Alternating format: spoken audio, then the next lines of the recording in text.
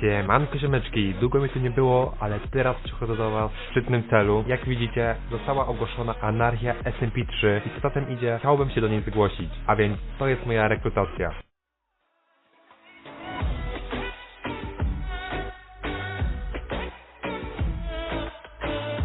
Witam, jestem Rybcio, dla znajomych Rybcio. Od dzieciaka marzyłem, aby zagrać na anarchii SMP, ponieważ jest to moje największe marzenie. Jestem ogarniaką PvP, umiem w Maze i we wszystko inne. Umiem trapować, nauczył mnie tego sam Sherry. Tutaj przykład mojego trapa.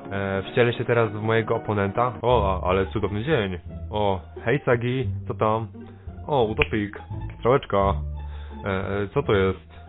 Kurde, nie wiem, dobra, wejdę w to.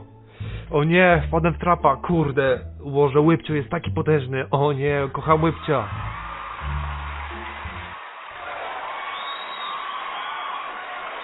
Także to był przykład mojego trapa.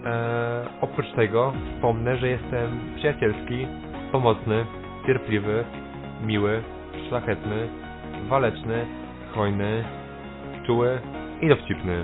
A to dopiero ułamek słów, które znam. Mam nadzieję, Sagi, że mnie przyjmiesz. Chciałbym również podziękować za pozdrowienia dla koniarni. Siemano, pozdro koniarnia, yo.